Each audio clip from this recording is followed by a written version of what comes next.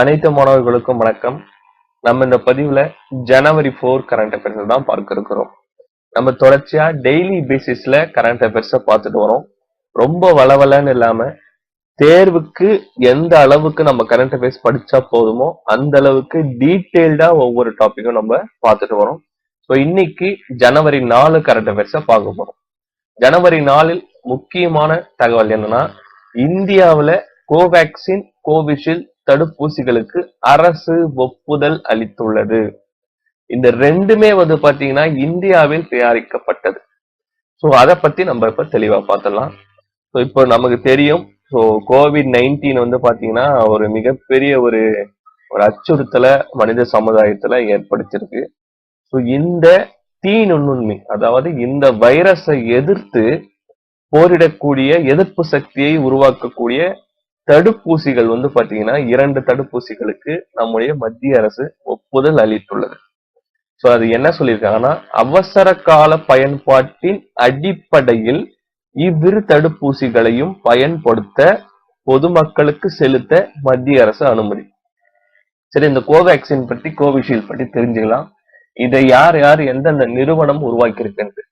கோவேக்சின் பாத்தீங்கன்னா முழுவதும் உள்நாட்டிலேயே, அதாவது இந்தியாவிற்கு உள்ளேயே பாரத் பயோடெக் நிறுவனமும் இந்திய மருத்துவ ஆராய்ச்சி கவுன்சில். நல்லா ஞாபகம் வச்சுங்க, கோவேக்சின் உருவாக்குறது யாரு? பாரத் பயோடெக். அது கூட யார் சேர்ந்திருக்கா? இந்திய மருத்துவ ஆராய்ச்சி கவுன்சில்.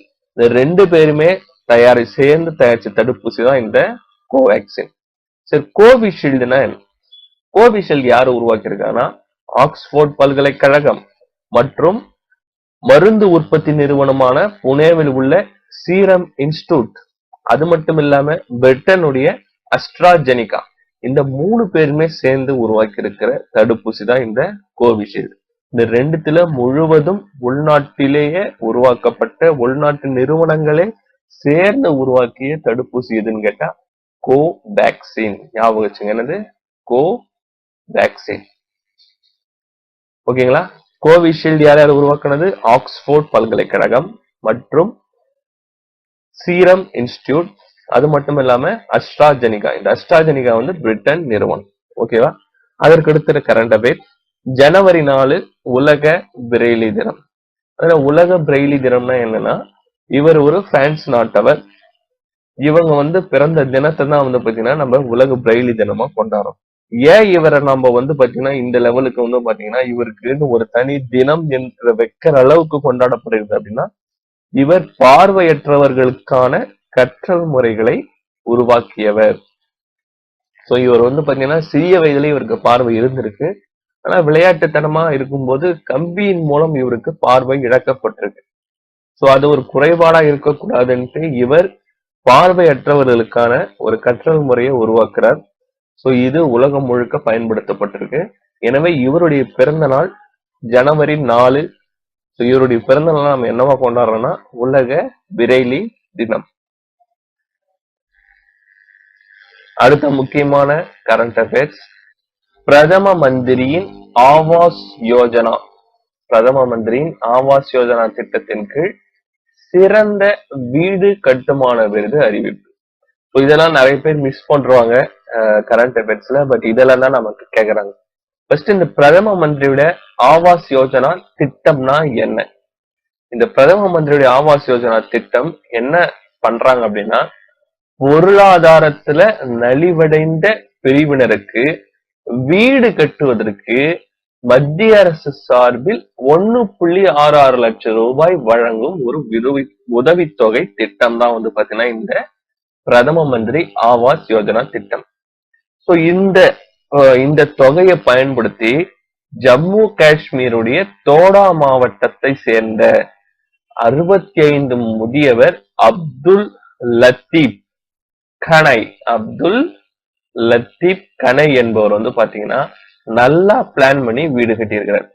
சோ இந்த திட்டத்தின் கீழ் கொடுக்கப்பட்ட தொகையை வச்சு ஜம்மு காஷ்மீருடைய தோடா மாவட்டத்தை சேர்ந்த 65 முதியவர் அப்துல் லத்தீப் கனை என்பவர் பாத்தீங்கன்னா அருமையான ஒரு டிசைன்ல வீடு கட்டியிருக்கார். இதனால என்ன பண்றாங்க அப்படின்னா, சோ நல்லா வீடு கட்டிக்கிறாரு அப்படின்ட்டு இவருக்கு அந்த திட்டத்தின் கீழ் சிறந்த கட்டுமான விருது வந்து பாத்தீங்கன்னா அறிவிச்சிருக்காங்க. யாருக்குன்னா அப்துல் லத்தீப் கனை. எந்த மாவட்டத்தை சேர்ந்தவர்னா தோடா மாவட்டம், ஜம்மு காஷ்மீர். ஸோ ஆல்ரெடியே சொல்லிட்டேன். ஆவாஸ் யோஜனா திட்டம்னா என்னன்னா நகர்ப்புற ஏழைகளுக்கான வீடு கட்டும் திட்டம். எவ்வளவு அமௌண்ட் தராங்கன்னா 1.66 லட்சம். எந்த வருஷம் தொடங்கப்பட்டதுன்னா இந்த திட்டம் 2015ஆம் ஆண்டு. இதெல்லாம் தான் நமக்கு கேட்பாங்க. எந்த வருஷம் தொடங்கப்பட்டது? 2015. என்ன மாதிரியான திட்டம்? நகர்ப்புற ஏழைகளுக்கான வீடு கட்டும் திட்டம். எவ்வளவு ரூபாய்? 1.66 லட்சம் ரூபாய் உதவித்தொகை வழங்கப்படுது. இதன் கீழ் விருது பெற்றவர் யாரு? அப்துல் லத்தீப் கனை. எந்த பகுதியை சேர்ந்தவர்? ஜம்மு காஷ்மீருடைய தோடா மாவட்டத்தை சேர்ந்தவர். இந்த திட்டத்தோட இந்த ஒரு செயல்பாட்டோட தொடர்புடைய அமைச்சர் யாரு? மத்திய வீட்டு வசதி மற்றும் நகர்ப்புற விவகாரத்துறை அமைச்சர் ஹர்தீப் சிங் பூரி. அவ்வளவுதான். நமக்கு வந்து பாத்தீங்கன்னா கூற்றுல கேட்டாலும் நம்ம ஈஸியா நம்ம கரெக்டா பார்த்து அடிச்சிடலாம். ஓகேவா? நல்லா ஞாபகம் வச்சுங்க. மத்திய வீட்டு வசதி மற்றும் நகர்ப்புற விவகாரத்துறை அமைச்சர் யாருன்னா ஹர்தீப் சிங் பூரி. அடுத்தது கொச்சி மங்களூர் இயற்கை எரிவாயு குழாய் திட்டம். கொச்சி மங்களூர் ரெண்டுத்துக்குமே இடையே வந்து பாத்தீங்கன்னா கிட்டத்தட்ட 450 கிலோமீட்டருக்கு இயற்கை எரிவாயு கொண்டு செல்லும் திட்டம் வந்து பாத்தீங்கன்னா திறந்து வைக்கப்பட்டிருக்கு. யார் மூலயமா அப்படின்னா நம்மளுடைய பிரதமர் நரேந்திர மோடி அவர்களால். அதை பத்தி தெளிவா சொல்லிடுறேன். இந்த கொச்சி எந்த மாநிலம்னா கேரளா மாநிலம், மங்களூர் எந்த மாநிலம்னா கர்நாடக மாநிலம். இந்த ரெண்டு மாநிலத்துக்கு இடையே இயற்கை எரிவாயு குழாய் வந்து பாத்தீங்கன்னா கிட்டத்தட்ட 450 கிலோமீட்டருக்கு கெயில் இந்தியா நிறுவனம் மேற்கொண்டது. சோ இந்த திட்டத்தை பிரதமர் நரேந்திர மோடி அவர்கள் ஜனவரி 5ஆம் தேதி திறந்து வைத்தார். அதாவது 4ஆம் தேதி கரண்ட் அஃபேர்ஸ்ன்றதால மேபி 5ஆம் தேதி தான் அவர் திறந்து வைக்கிறார். அதுக்கான ஒரு அறிவிப்பு 4ஆம் தேதியே வெளியாகி விட்டது. சோ ஜனவரி 5 வந்து பாத்தீங்கன்னா பிரதமர் நரேந்திர மோடி அவர்கள் திறந்து வைக்கிறார்.